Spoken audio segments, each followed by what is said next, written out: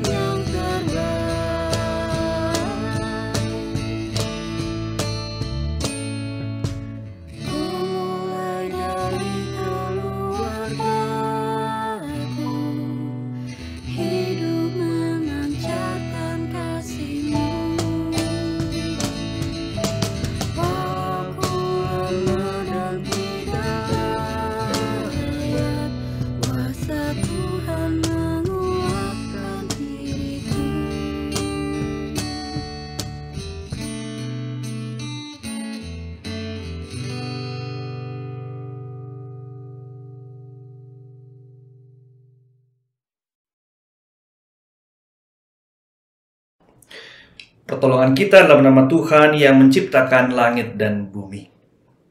Turunlah kiranya atas saudara sekalian anugerah dan sejahtera dari Allah Bapa, Putra, dan Roh Kudus. Amin.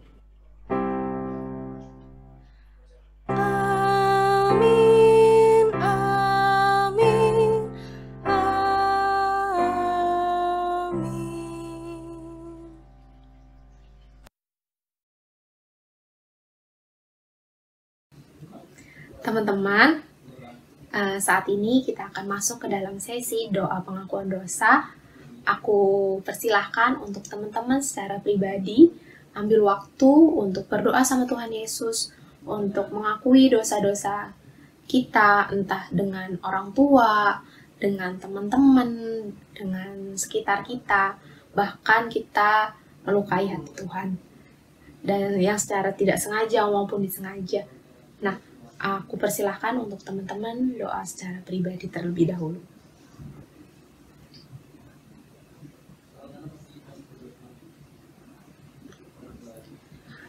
Tuhan Yesus, ucap syukur Tuhan atas segala penyertaan-Mu ya Bapa.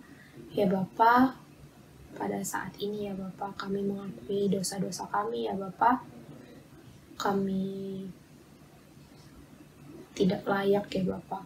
Kami merasa kami tidak pantas ya Bapa, tapi kami kembali dan selalu dibantu oleh Engkau ya Tuhan Yesus.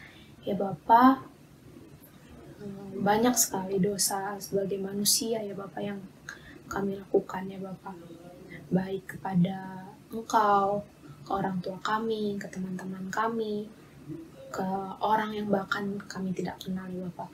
Ya Bapa, ampuni kami ya Bapa, tolong bantu kami ya Tuhan untuk Engkau selalu menjaga tutur kata kami, menjaga perilaku kami supaya berkenan di hadapan Engkau ya Bapa. Ya Bapa, ajar kami selalu untuk selalu turut dengan kehendak-Mu ya Tuhan Yesus. Berkati kami untuk tetap terus mengandalkan Engkau ya Bapa. Ya Bapa, ampuni dosa-dosa kami agar kami tidak mengulanginya lagi.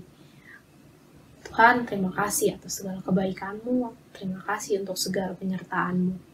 Kami menyerahkan segala dosa-dosa kami ini dan kami ingin membawa doa-doa kami ya Bapa, supaya tidak hanya menjadi perkataan saja, tapi akan menjadi suatu berkat yang Engkau limpahkan. Terima kasih Tuhan Yesus, Juru Selamat kami yang hidup. Haleluya. Amin.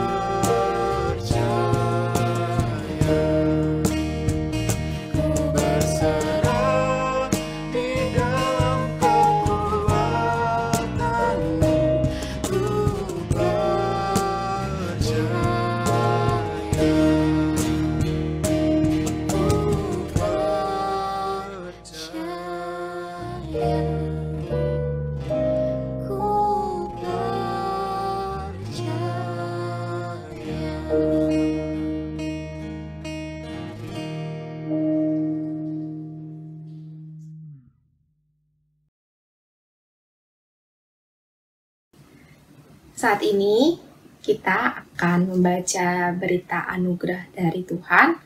Berita anugerah sore hari ini diambil dari Efesus 2 ayat 4-5. Aku bacain ya.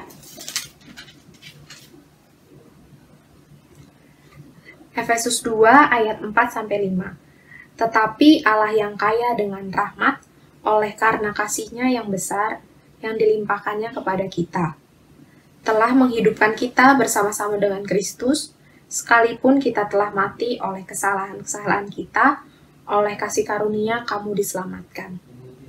Nah, untuk merespon berita anugerah pada sore hari ini, kita akan membaca petunjuk hidup baru yang diambil dari Efesus 4 ayat 32. Tetapi hendaklah kamu ramah seorang terhadap yang lain, penuh kasih mesra dan saling mengampuni, sebagaimana Allah di dalam Kristus telah mengampuni kamu.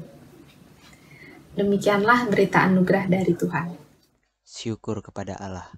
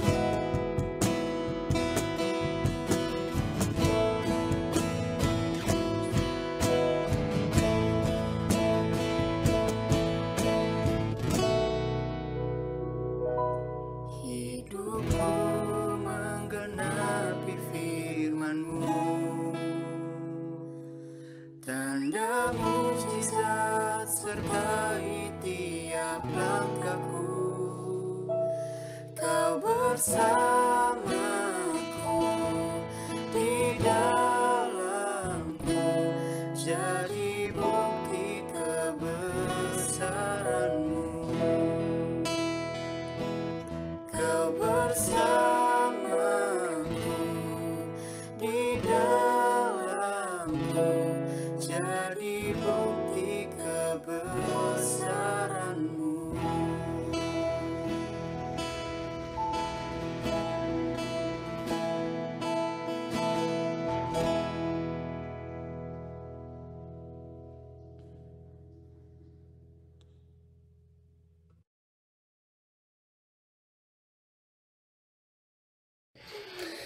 Kini sebelum kita membaca merenungkan firman Tuhan, mari kita berdoa.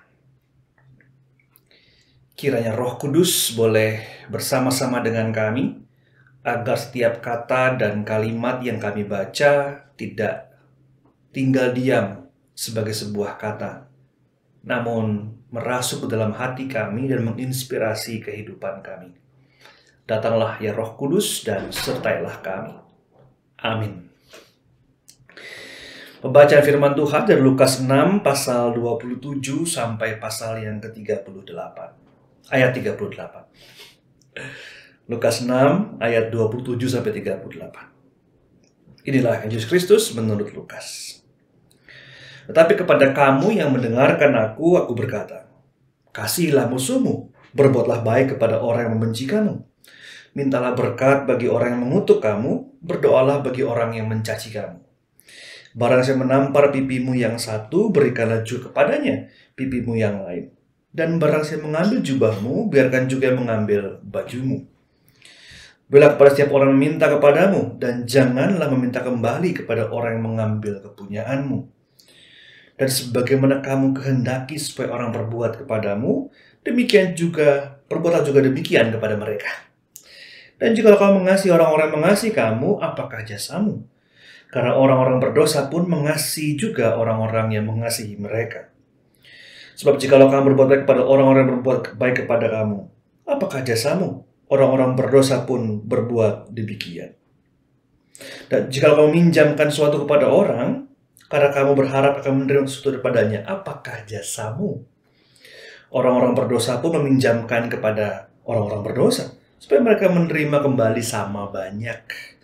Tapi kamu kasihlah musuhmu dan berbuatlah baik kepada mereka, dan pinjamkan dengan tidak mengharapkan balasan. Maka upahmu akan besar dan kamu akan menjadi anak-anak Allah yang maha tinggi.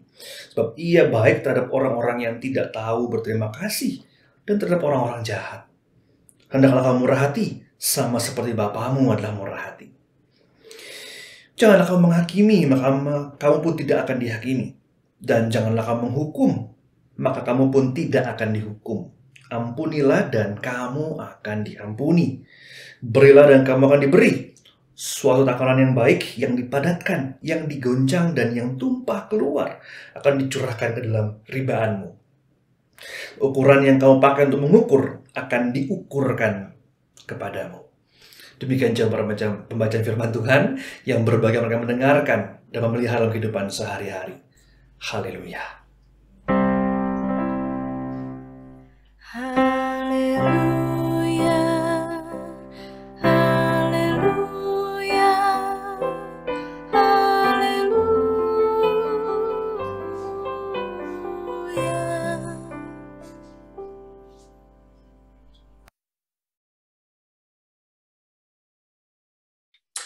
Halo semuanya, selamat sore atau mungkin malam bagi yang mengikuti ibadah pada malam hari. Pada hari ini tema kita adalah Future Start Now.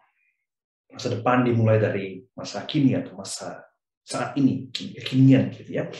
Nah, untuk memulai saya mengajak kita untuk mendalami apa yang disebut dengan ngelamun. Enak ya ngelamun tuh ya.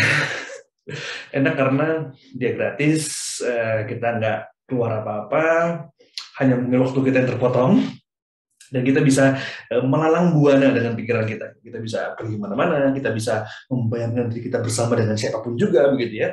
Mungkin ada yang kasih yang sampaikan, gitu ya. Mohon maaf, ini bukan membuka luka lama bagi teman-teman, tapi ya kadang-kadang seperti itu ya. kasih yang nggak sampai itu cuma sampai di dalam benak kita, di dalam lamunan kita. Jadi kekasih dalam lamunan. Agak sedih juga dengarnya ya, tapi ya mungkin nggak sedikit yang seperti itu. Oke, nah melamun itu menyenangkan, dia gratis gitu ya, banyak tempat yang bisa kita kunjungi, banyak orang yang bisa kita jumpai. Namun dia juga membuang waktu terkadang. Sehingga ketika menyiapkan khotbah ini juga bertanya, kira-kira orang yang sukses itu banyak melamun nggak ya? Jangan-jangan orang sukses itu nggak pernah ngelamun, jarang melamun. Atau mungkin sebaliknya, mereka banyak melamun, sehingga pikirannya sungguh kreatif, juga kemana-mana gitu ya, mereka membayangkan. Saya nggak mau berspekulasi, walaupun ada beberapa penelitian mengatakan bahwa ngelamun itu sehat, dengan batas tertentu dia sehat, dia bisa membuat kita lepas dari kejenuhan dan juga kebosanan dan juga stagnansi dalam pemikiran. Jadi ketika udah butek gitu ya, kemudian kita ngelamunnya sebentar gitu. Terus kemudian seger lagi gitu, harapannya begitu. Tapi ya kembali pertanyaannya gitu, apakah orang sukses itu melamun? Nanti coba ditanya semua yang punya teman yang sukses gitu ya. Coy, sering melamun nggak gitu? Jangan-jangan melamun itu kerjaannya orang yang nggak punya kerjaan. Tapi kenapa saya katakan saya memulai dengan aktivitas melamun ini? Karena nggak jarang kehidupan kita dikelilingi oleh sebuah situasi yang membuat kita nggak bisa kemana-mana, dan satu-satu tempat kita merasa bebas dan bisa melakukan apapun juga adalah lamunan kita atau pikiran dan imajinasi kita. Nah, dalam berbagai imajinasi itu ada minimal dua genre tulisan yang kemudian mendaratkan imajinasi itu. Yang pertama disebut dengan genre utopia, utopis, atau novel-novel yang utopis, gitu ya. Yang kedua adalah novel-novel yang distopian atau distopis, gitu. Atau film-film. Gitu ya. Dua ini sangat berbeda. Yang pertama sungguh kayak gambar ini, gitu ya, kayak pohon yang rindang, bagus. Tapi kemudian yang kedua ini menakutkan, menyeramkan, dan kayaknya masa depan tuh buruk sekali. Gitu. Dan sangat mungkin lamunan kita seperti itu, gitu. Kita melamun hal yang menyenangkan sekali, gitu ya. Ini pohon apa ya? Pohon beringin. Tapi itu jadi partai. Pohon, mungkin ini pohon toge, saya nggak tahu pohon apa ini. Ya semacam pohon gitu ya. Mungkin dengan buah-buahan ya, pokoknya manis dan menyenangkan. Gitu. Tapi di sisi lain, distopia itu bukan seperti pohon yang menang, tapi semacam sebuah ledakan bahwa akan ada sebuah masa depan yang, atau mungkin masa sekarang yang kita songsong ini sebagai sebuah masa yang sungguh sangat tidak diinginkan dan kalau bisa nggak terjadi. Jadi menyeramkan gitu ya. Banyak film-film, buku-buku yang muncul, terutama yang distopia, gitu ya. Ini contohnya seperti Hunger Games, film-film zombie itu juga sebenarnya film-film distopia, genre-nya distopia gitu ya.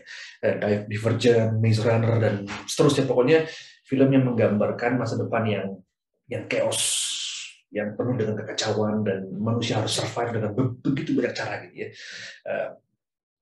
Kalau nggak mereka nggak akan selamat gitu ya. Ini juga hasil dari imajinasi dan lamunan seseorang. Namun dari semua itu, saya mengajak kita untuk melihat bahwa di balik dua ini selalu ada orang-orang atau pihak-pihak yang mampu melewati dan mampu menjelajahi lebih jauh dari sekedar baik dan buruk.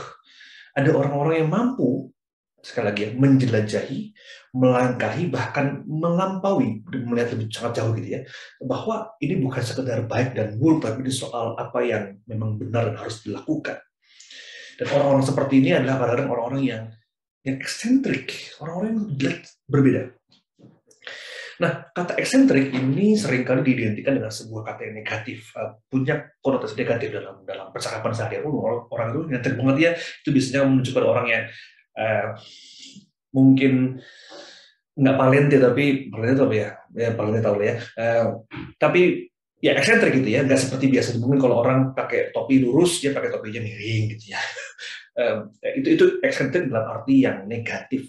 Tapi sebetulnya kata eksentrik sendiri sebetulnya tidak bermakna negatif. Dia pertama-tama bermakna orang-orang, sebuah sikap, sebuah pemahaman, sebuah cara berpikir yang non-konvensional, yang nggak seperti biasa. Jadi kalau orang jalan lurus, dia jalannya agak berbeda. Dan orang mengatakan selalu mencoba merespon dengan kata, "Loh, kamu kok seperti itu? Yang lain seperti itu, kamu seperti itu gitu.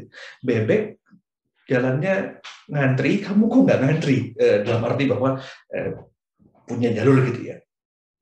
Bukan berarti dia menabrak peraturan, tapi dia menabrak norma-norma yang menjadi pakem pada saat itu. Kemudian orang semacam, kok seperti itu ya? Kok dia melakukan ini dan itu ya? Kenapa ya? Nah,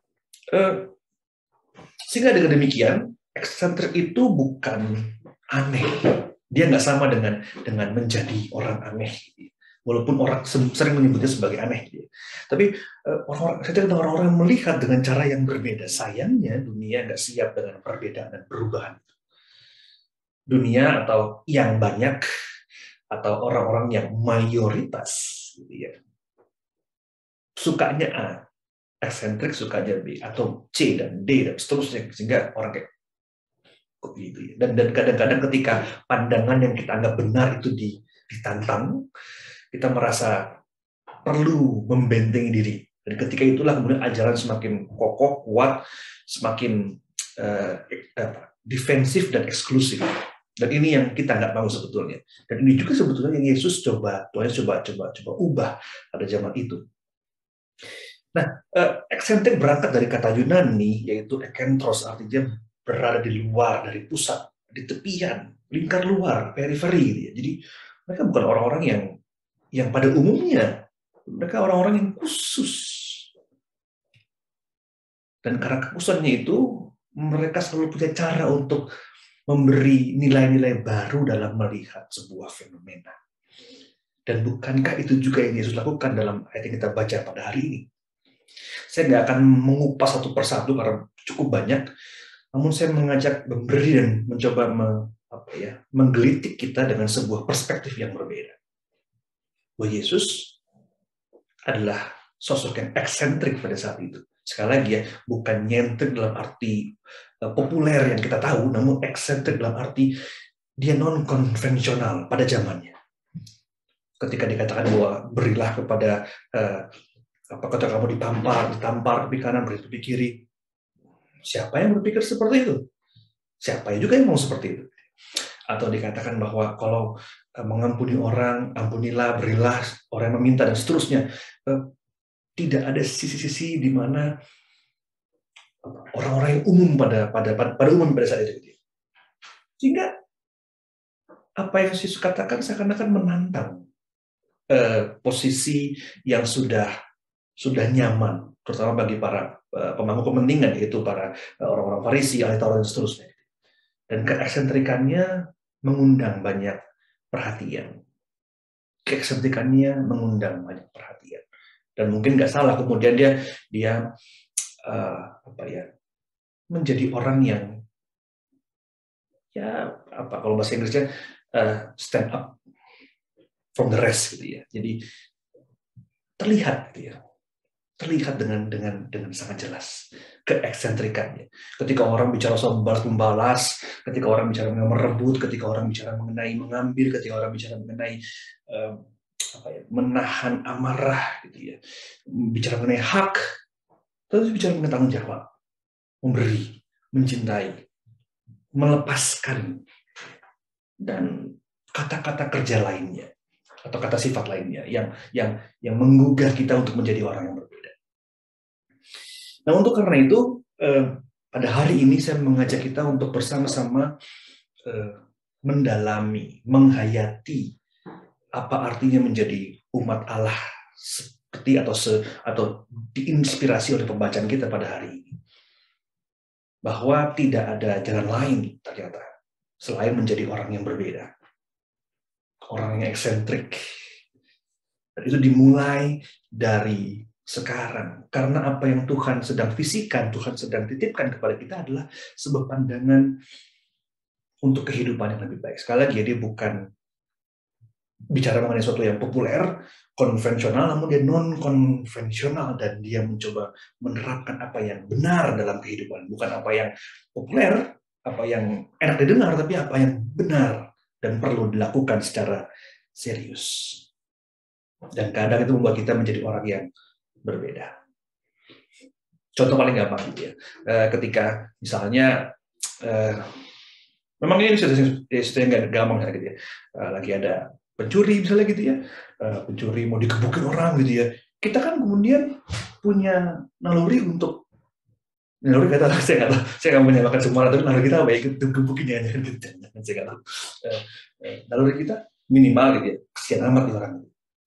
Tapi kita mau maju mikir 2 kali. Apa 10 kali jangan-jangan gua yang bonyok gitu ya.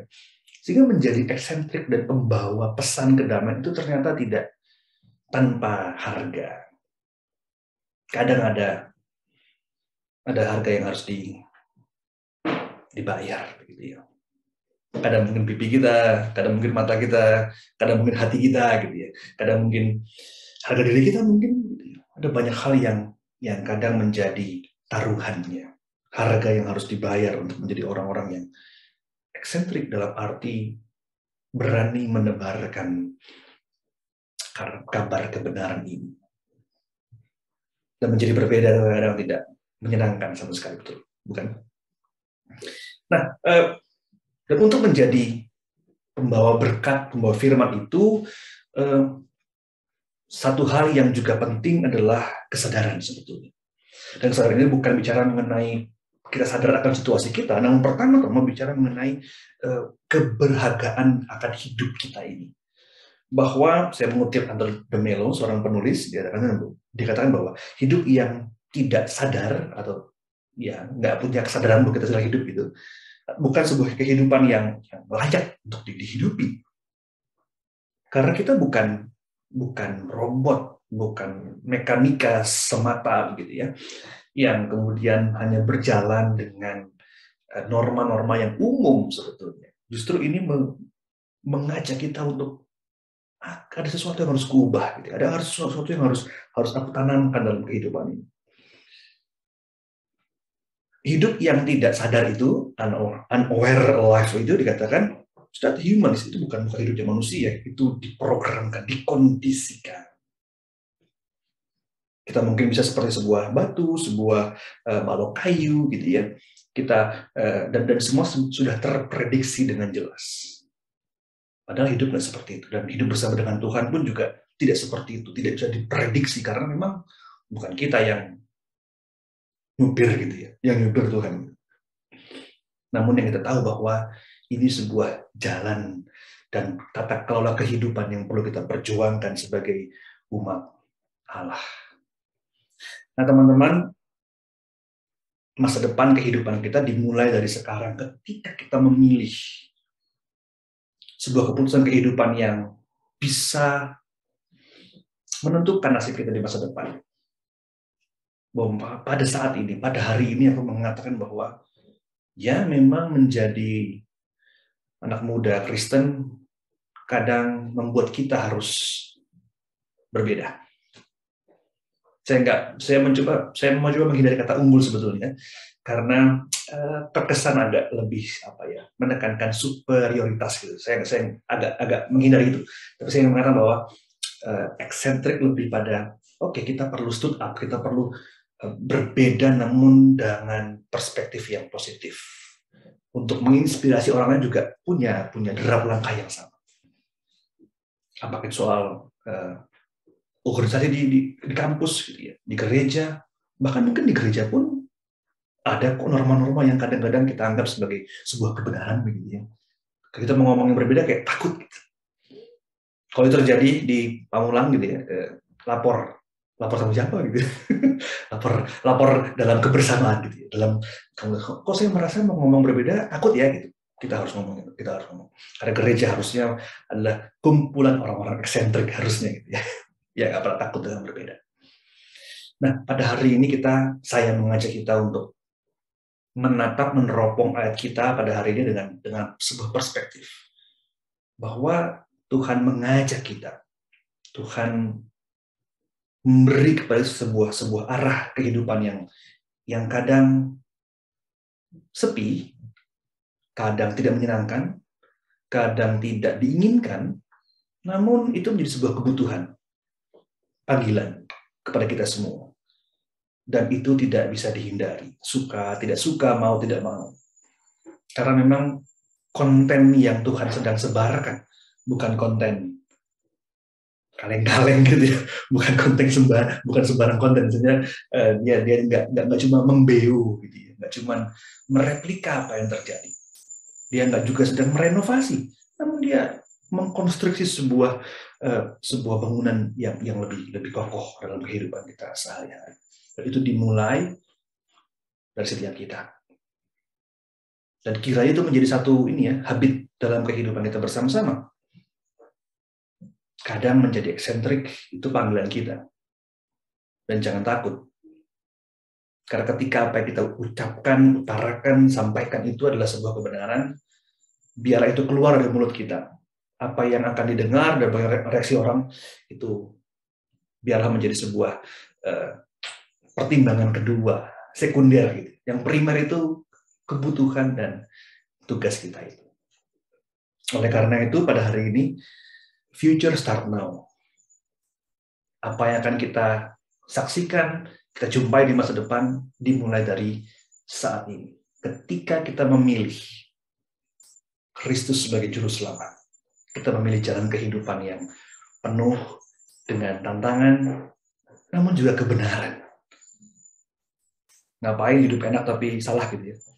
Atau enakan begitu? Semoga enggak. Semoga ya, ngapain kita nyasar gitu ya?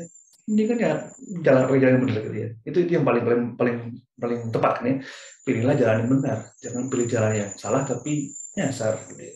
Mendingan jalan yang benar tapi ya kadang-kadang agak sulit tapi ya that's the price. Oleh karena itu teman-teman semua, saudaraku semua, guys, jadilah orang-orang yang sentrik, jangan takut dan terus maju. Karena Tuhan bersama-sama dengan kita, selalu dan senantiasa. Selamat hari Minggu, Tuhan memberkati kita semua. Amin.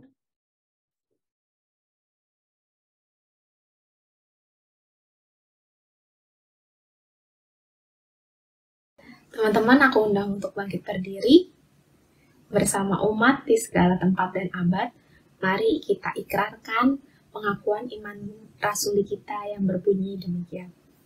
Aku percaya kepada Allah, Bapa yang Maha Kuasa, Khalid langit dan bumi, dan kepada Yesus Kristus, Anak yang tunggal Tuhan kita, yang dikandung daripada Roh Kudus, lahir dari anak darah Maria, yang menderita sengsara di bawah pemerintahan Pontius Pilatus, disalibkan, mati dan kuburkan, turun ke dalam kerajaan maut. Pada hari yang ketiga, bangkit pula dari antara orang mati, naik ke surga, duduk sebelah kanan Allah, Bapa yang Maha Kuasa, dan akan datang dari sana untuk menghakimi orang yang hidupnya mati. Aku percaya kepada Roh Kudus, gereja yang kudus dan am, persekutuan orang kudus, pengampunan dosa, kebangkitan daging, dan hidup yang kekal. Teman-teman dipersilakan untuk duduk kembali.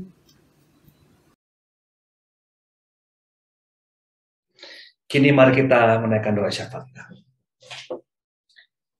Ya Allah, pada saat ini kami bersama-sama menaikkan doa syafaat kami, dan pertama-tama kami teringat dengan para sahabat kami yang masih bergumul dengan kondisi kesehatan mereka. Para sahabat, orang-orang yang kami cintai, yang kami tahu bergumul dengan COVID maupun kesehatan non-COVID ya Tuhan. Kiranya Engkau terus berikan pengharapan dan kekuatan bagi mereka, dan kiranya Tuhan kami berdoa bahwa hari demi hari mereka lalui dengan semangat yang tetap tinggi. Kami berdoa kiranya kesembuhan tak pernah jauh dari hidup mereka. Kami juga boleh berdoa untuk bangsa Indonesia, kiranya bangsa ini terus Engkau berkati menjadi bangsa yang memanusiakan manusia dan melihat setiap warga negara sebagai bagian yang tak terpisahkan, dan tidak ada warga negara kelas 2 alias orang-orang yang dipinggirkan. Kami berdoa kiranya gerejamu pun menjadi garda terdepan untuk senantiasa menyuarakan ketidakadilan dan memberikan kekuatan tersendiri agar perlawanan dan juga adil dapat terwujud dalam kehidupan di bangsa Indonesia ini. Kami berdoa gereja bisa terus menjadi mitra pembangunan, namun di saat yang sama menjadi pihak yang kritis, sehingga setiap jemaat yang hadir dalam setiap proses kehidupan bernegara ini, termasuk orang-orang muda, adalah orang-orang yang ikut ambil bagian dalam pembangunan bangsa Indonesia. Kami juga berdoa untuk gerejamu ya Tuhan, kiranya gereja ini menjadi tempat di mana kami bertumbuh, ikatan kekeluargaan semakin erat, dan kami sungguh merasa menjadi bagian yang tak terpisahkan dari kehidupan kerajaan Allah. Dan di dalamnya Tuhan, kami terus menjadi orang-orang yang menyuarakan damai sejahtera dan memberikan atau bahkan menyatakan damai sejahtera-Mu dalam kehidupan kami sehari-hari. Jadikanlah tangan kaki kami, pikiran kami, kehidupan kami sebagai bagian dari perwujudan dari damai sejahtera itu.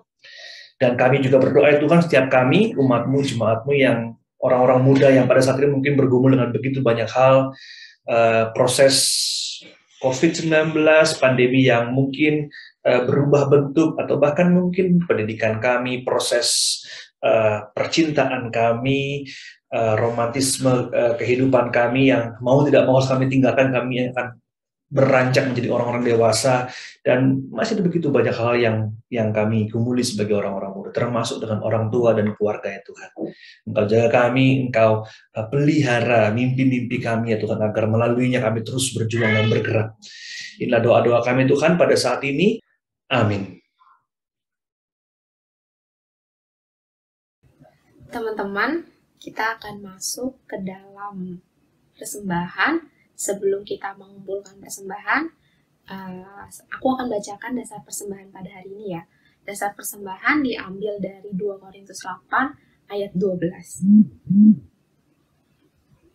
2 Korintus 8 ayat 12. Sebab jika kamu rela untuk memberi, maka pemberianmu akan diterima. Kalau pemberianmu itu berdasarkan apa yang ada padamu, bukan berdasarkan apa yang tidak ada padamu. Untuk mengiringi persembahan kita pada sore hari ini, mari kita angkat satu pujian betapa kita tidak bersyukur.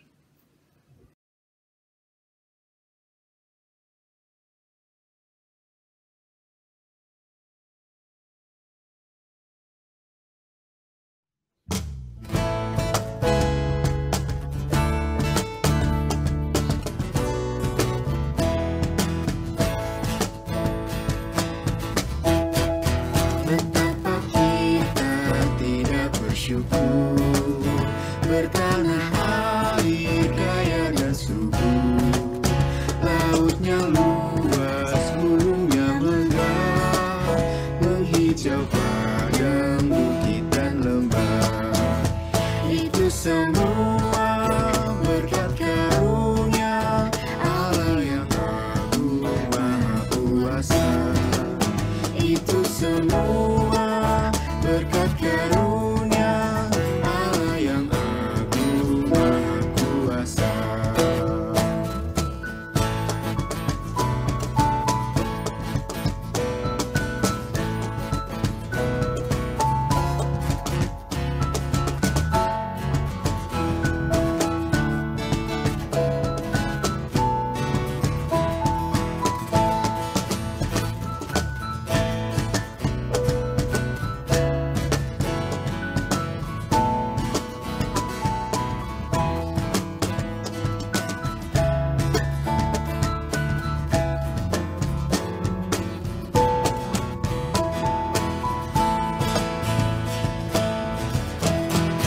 Alangkah indah pagi mendekat, bermangi cahaya surya nas cerah, di tingkah hijau urung tak henti, bunga punggah tarum berseri. Itu semua berkat karunia Allah yang agung maha kuasa. Itu semua berkat karunia Allah yang agung maha kuasa.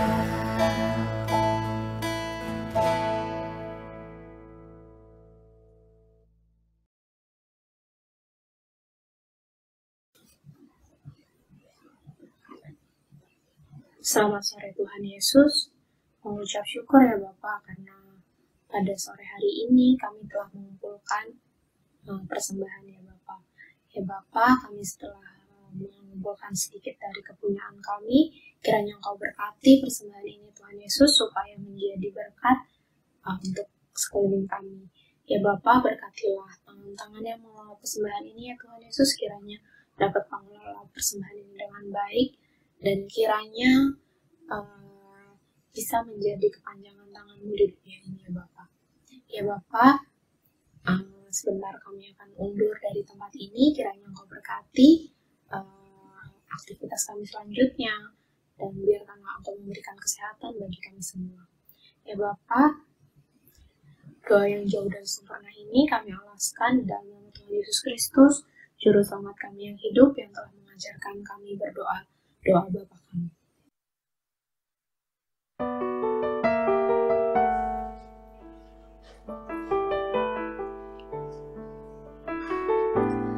Bapa kami yang ada di surga, dikuduskanlah nama-Mu, datanglah kerajaan-Mu, jadilah kehendak-Mu di bumi seperti di surga.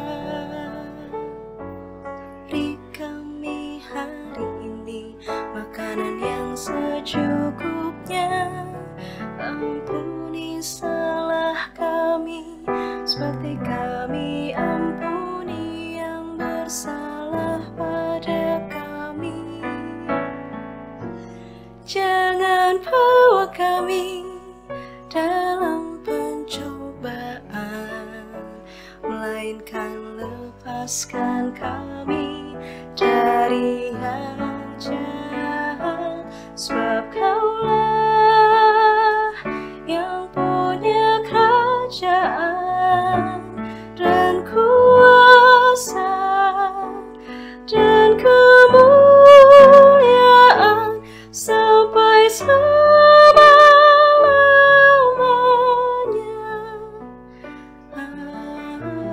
Amin.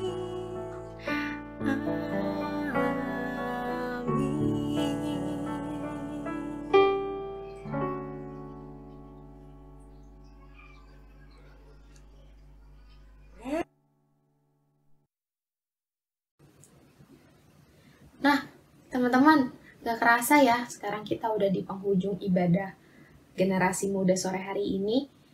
Semoga firman yang diberikan pada hari ini bisa menjadi berkat untuk kita maupun untuk di sekeliling kita. Nggak cuman untuk masuk kuping kanan dan keluar kuping kiri. Semoga nggak cuman begitu ya. Nah, untuk mengakhiri ibadah kita pada sore hari ini, mari kita angkat satu pujian, Allah sumber kuatku. Yang semangat ya!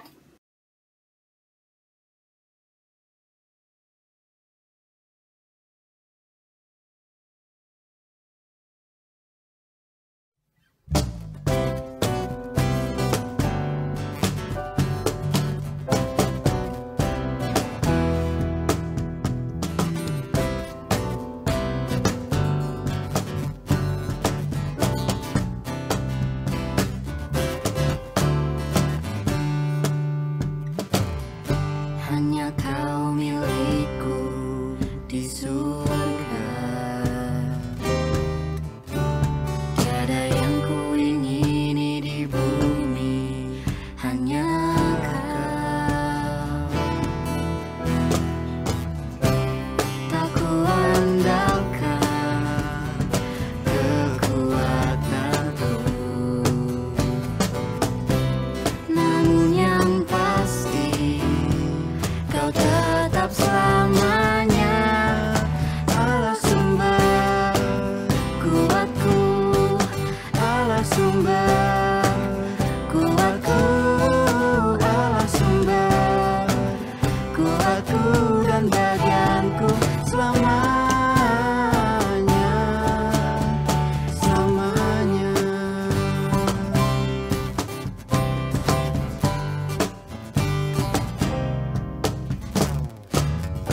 Hanya Kau milikku di surga.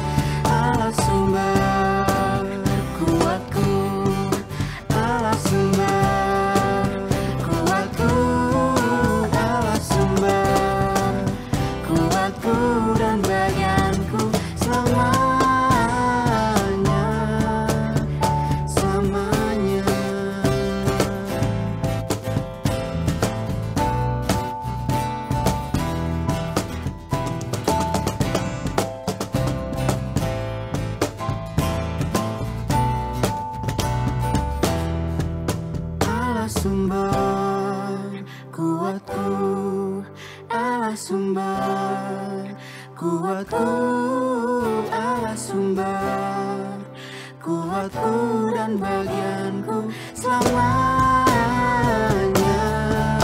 Allah sumber, kuatku, Allah sumber, kuatku, Allah sumber, kuatku dan bagianku selamanya.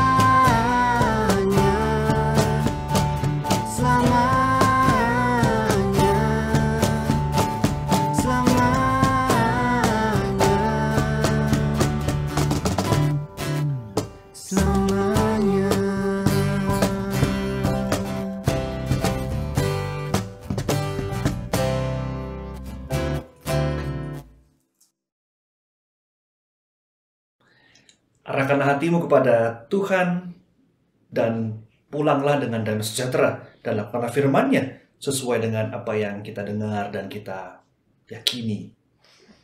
Kini terimalah berkat dari Tuhan. Anugerah Tuhan Yesus Kristus dan kasih Allah Bapa dalam persekutuan Roh Kudus menyertai dengan saudara sekalian dari sekarang sampai selama-lamanya. Amin.